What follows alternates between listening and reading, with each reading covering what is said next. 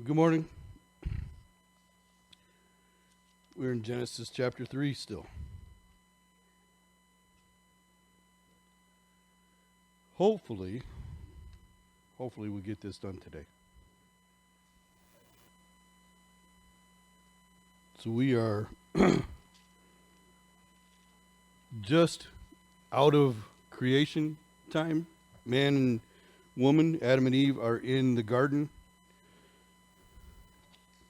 God created them and then gave them their own special place where he would come and visit them. I think tell that from the confrontation that happens, that this was something that happened regularly. We talked about that a little bit last week. In chapter 3, though, and I don't know if we need to go through the whole thing, but we see the serpent. That word serpent can be translated the shining one. It says that he was more cunning than any of the beasts of the field, which the Lord had made. That word there, beast, is just the living ones or the living beings. Obviously talking about the animals. There's a whole lot of debate about whether this particular animal was serving Satan and allowing him to possess him and speak, or how the communication actually happened. I don't have any problem with him speaking through an animal. When we see in the Gospels Jesus confronting people who were possessed, it was not the person that was speaking to Jesus or that would respond to Jesus. It was the demon that lived inside of him, the fallen angel who lived inside of him. Which brings us to another whole debate, but we'll get to that in chapter 6, about what is a demon. Is there a difference between a demon and a fallen angel? Anyways, God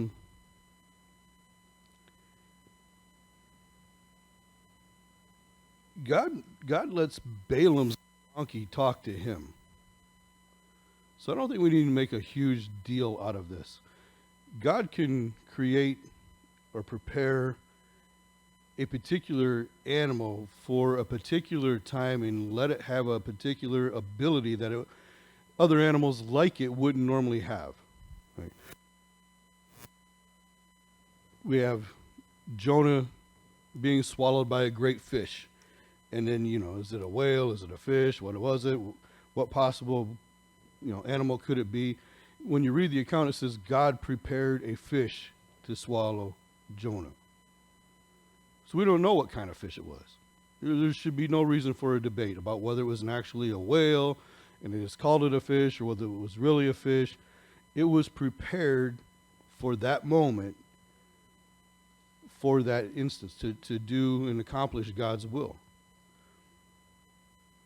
So then, the question then is, did God prepare this particular animal, this serpent, to do his will? Did he want man and women to fall? Did he want Adam and Eve to fail? No, I think that it's pretty obvious that Satan just came in and tested. But he was allowed to be in Eden. He was allowed to be in this special place where God had put man and woman. There were other animals there, obviously, at some point. But they were prepared outside of the garden, then placed in the garden, into this special place. God allows Satan to come in to do that, to give the temptation.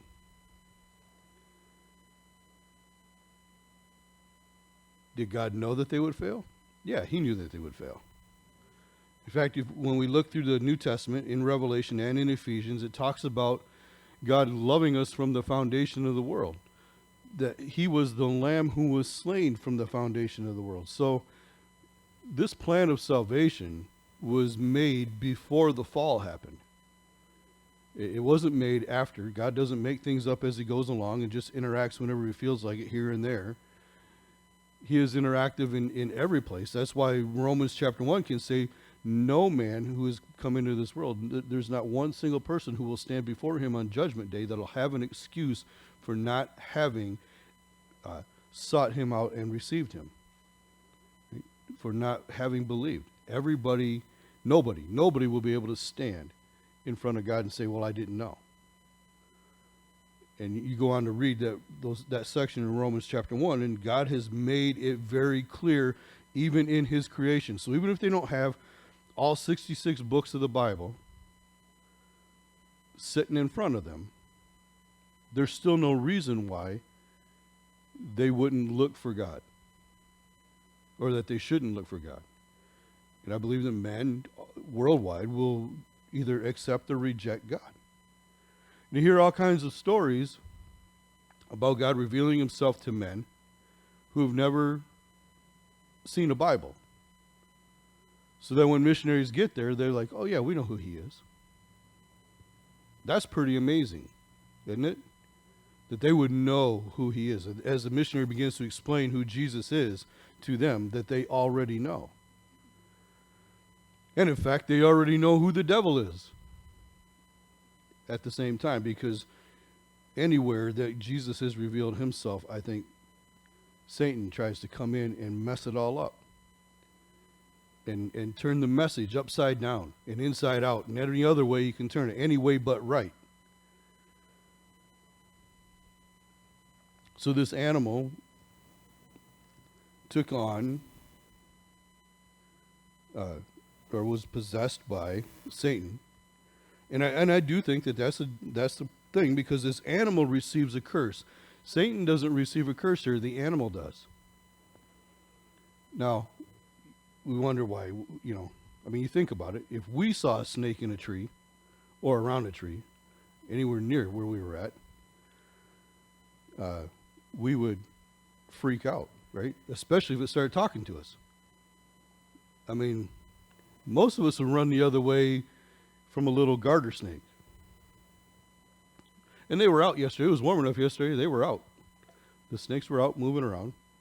I have a friend who took a picture of a garter snake that was fully out, and another one that was sticking its head up out of the leaves, a little bit bigger than a garter snake. And I'm like, oh, cool. That's nice.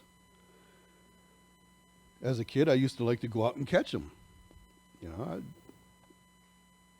I had a moment where I really had never feared snakes, because in Michigan we have rattlesnakes. That's the only poisonous snake we really have here, and I've never seen one. So almost the entirety of my life living in this state, I've never seen one here. I've seen them in the desert when I was stationed out there in the Air Force in Southern California, but I've never seen one here. So, they're not super prolific, and the chances of you seeing one is not great. Nonetheless, walking up a trail, up a river, so I could then get in the river and come back down the river, fish my way back to my car, I looked, as I'm walking through a little section of pine tree, a little bit of light right in the middle of the trail, and I realized there's a black snake sitting there. I'm like, huh. And for a split second, because, the crocodile hunter was still big back then, for a split second I thought, I'd grab him and catch him. That would be cool. And I thought, what am I thinking? So I took a stick, I just dropped it on him, and he was so big. He picked up, and he went through the trees, and leaves and sticks were flying around. I'm like, nope, I'm glad I didn't touch him. But then he went into the water, and I'm like, oh, now I got to go get in there. My attitude went right from, oh, it'd be cool to catch him, to, I'm going to do battle. So this snake, the animal receives a curse for his part and Satan's part, but Satan also is given a prophecy at the same time. So physically, the animal is changed or is cursed. And Satan himself, though, is warned, you will not always be able to do this. This animal comes in, and we talked about this last week, or Satan begins to speak, and he does three things. He deceives Eve, but he brings sin that parallels 1 John chapter 2, where John says that it's a result of the lust of the flesh, the lust of the eyes, and the pride of life. And we saw that in this, right? She said she looked at the tree, saw that it was good for the body, for nutrition, and able to make one wise. And so it was the eyes saw, and then she physically wanted it. It was beneficial to her physically. She could tell. And she wanted to be wise. Satan had promised wisdom to her, something she didn't know. She was going to have something she didn't know revealed to her. The knowledge of good and evil. Now, God said, don't eat from the tree of the knowledge of good and evil.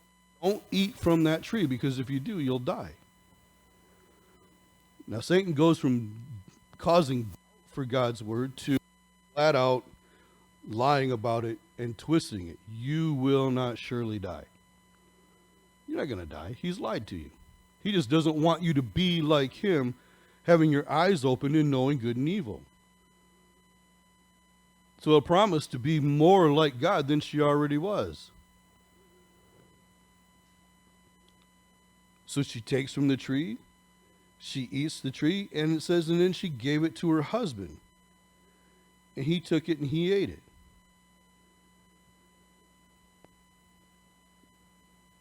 And then we see God walking in the cool of the day. They heard him coming. After they tried to cover up with leaves, try to cover up their sin, because their eyes instantly are open. They know that they're naked. Before, they had nothing to hide. As far as they were concerned, they didn't know they were naked. They didn't know what it meant to be naked. And the implication there is that they had nothing to hide from one. When Jesus comes, when God comes in the garden, they know the sound of his footsteps. They know what it's like, what they hear whenever he comes to visit them.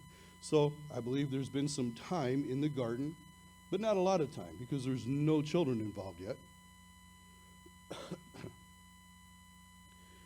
He comes in the garden, they hear and they hide. So when they try to cover up and they can't successfully cover up, then they hide. They hide from him. And listen, that is, if you will think about all the times when you've really messed up. Not something you've done in the heat of the moment, but when you know, oh man, I blew it. Some of that progression may be a part of your life, right? Or part of my life, where first I try to cover it up, and then when I'm afraid it's going to be made known, I disappear, right? Some people just run. Some people, a good example of that is when you're a kid. This is the best example, and you think about this. Adam and Eve aren't very old. Even though they're adults, they're not very old, right? They're created adults. But as a kid, when we try to cover it up, and as soon as your brothers and sisters found out, you knew the jig was up, mom and dad are going to find out, now you got to hide. I'm not going to go home right away. I'm going to kind of let it blow over. I know they're going to rat me out. They probably already have. So I'm just going to hang out as far away from mom and dad as I possibly can for as long as I possibly can. Problem is, you're too young to be able to do anything for yourself, really, and you have to go home. It gets dark. It gets scary. You got to go home. You know you got to go home. And you got to sneak in. I mean, I can think of a personal story where I did this. And you sneak into the house when you think everybody's gone, my teenage years. Everybody's gone to bed, so I'm just going to slide in real quiet. And then you hear the sound. Somebody's getting up from the parents' room and coming out. And now it's, do I cover up some more? Do I just stand here and take it? What do I do? Shift blame? Whatever, right? All the stories you're trying to figure out, what am I going to say? How am I going to explain it? Instead of just putting it right out. Well, we see a little bit of blame shift on both of them. right? Adam says it was the woman whom you gave me. When he says, who gave you, why did you eat this? Did you, God doesn't even say, did you eat from that, or why did you eat it, really? He said, did you eat from that tree I told you not to eat from? He just goes right to the point. Now, as parents, we like to try to play games a little bit too, don't we? I mean, I'm guilty of making them squirm a little bit. Yeah, you probably think I know. Let me see if you're going to confess all on your own, or am I going to have to draw this out of you? Rather than just going right to the point, getting it done and dealt with, and moving on, and letting the child move on as well. Let's just get this down out in the open. Did you do this? That's pretty simple. They don't really have to offer up anything that's going to shift blame. Right? They can do this. Right? They can confess right now. Just make it possible for them to confess if they know they're going to upset you. Now listen, I didn't have to play any games with my two older daughters. Man, if they were in trouble, all I had to do was come in, and if I knew, all I had to do was look at them. And it was tears, and it was crying, and it was, that's all I had to do. And Hope, especially, our oldest, we call her, she was our self-correcting child. She's like that self-cleaning oven. The kid would put herself in timeout. We didn't have to do that. And I think part of that was that was kind of her fig leaf. If I'm standing here with my nose on the wall, maybe I won't get, the big punishment. Anyways.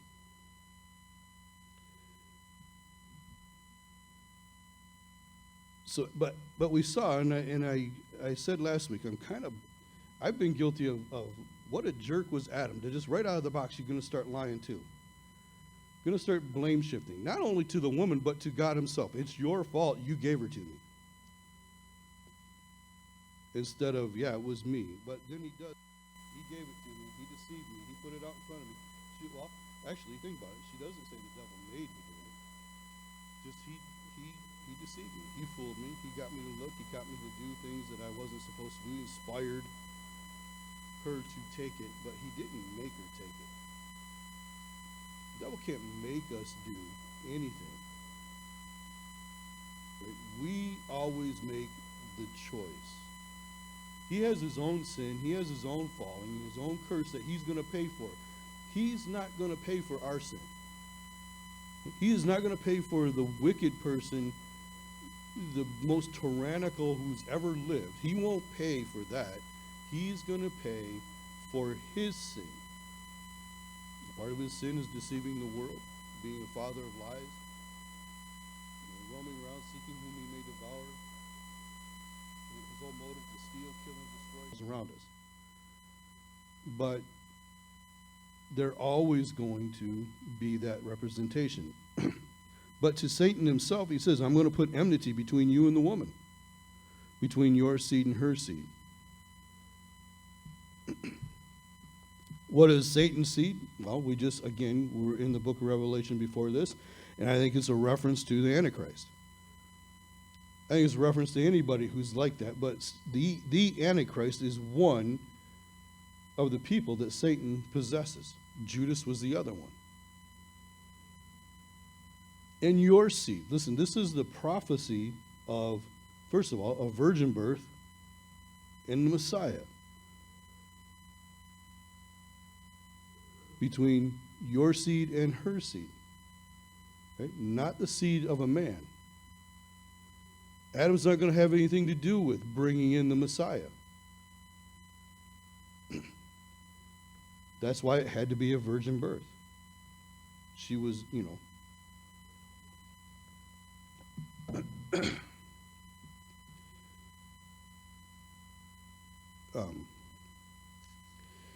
Adam, the first man, in Romans chapter 8 tells us that sin and death came through him, but the new man, the second Adam, or the last Adam, being Jesus, brought life and brought the resurrection, brought the forgiveness of sin. Jesus could withstand. He wasn't born with a sin nature. Our sin nature comes from Adam, not from Eve, not from our mothers. It's not that they don't have one, because they all receive one from their father. All of us receive our sin nature from our father. No matter who he is, no matter how good or bad he was, our sin nature, our desire for what's wrong, our knowledge of good and evil maybe, it comes from our father. It's inherited in us, or to us, by us. And it's a part of what we have to deal with all of our lives. But Jesus didn't have that.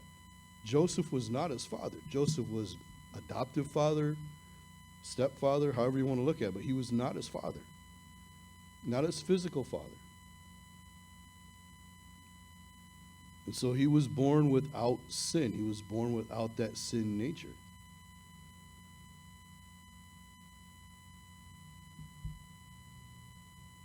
And then he turns to the woman in verse 16. I'm sorry. So Isaiah talks about the virgin birth. It's been part of God's message from the very beginning. He shall bruise your heel and you shall crush his head, I believe, talking about Messiah coming and the defeat on the cross. Jesus obviously was bruised, Isaiah again would say, for our iniquities, for our sin. He went through all that torture and torment, both physically and on the cross during the 3 hours of darkness when he took on the wrath of God. He went through all of that for us. But in doing that, Satan didn't win. In fact, he accomplished God's will, and that now a sacrifice is done, the ultimate sacrifice is done, to be able to bring salvation to men.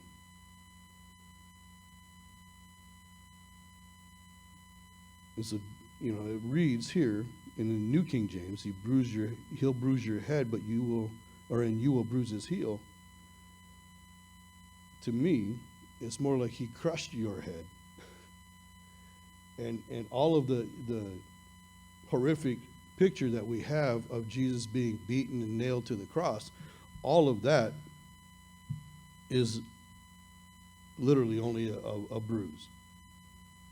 Now, it was horrific, and it was obviously more than a bruise. But in doing all of that, everything Jesus went through, all the way up to the resurrection, all of that absolutely sealed the fate of Satan. He's defeated. Still alive and well, still active, until the day he's put into the lake of fire for his final judgment. Still alive, still active, but defeated nonetheless. That's why pastors like to preach sermons that tell us that we live from a position of victory and not a position of defeat, right? A Christian lives from victory. The victory is there. The final victory is ours. We do still wrestle with this body. We wrestle with our own lusts and desires. But it's different. We don't brace them. We just wrestle with them. We're going to fight with them. And again, some days we lose the fight. But hopefully as we walk with the Lord longer and become more mature in the Lord and know more about the Word, then we win more than we lose in our daily fight.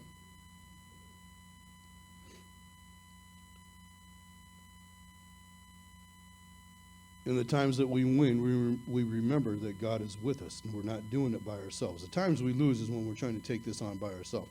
Adam and Eve fell because they didn't cry out to God. They didn't run and say, hey, he's trying to fool me, or he's trying to get her to fall, but rather they just embraced the moment and chose what was there. She chose the fruit rather than the Word of God. And he chose his wife over God. And now you see why Adam's was worse. Verse 16, to the woman he said, I will greatly multiply your sorrow and your conception. In pain you shall bring forth children. Your desire shall be for your husband, and he shall rule over you. A lot of words we don't want to hear, right, ladies? We shift the blame now. Are y'all shifting the blame? I did this. I brought my kids in pain, and it was all her fault. One thing to keep in mind is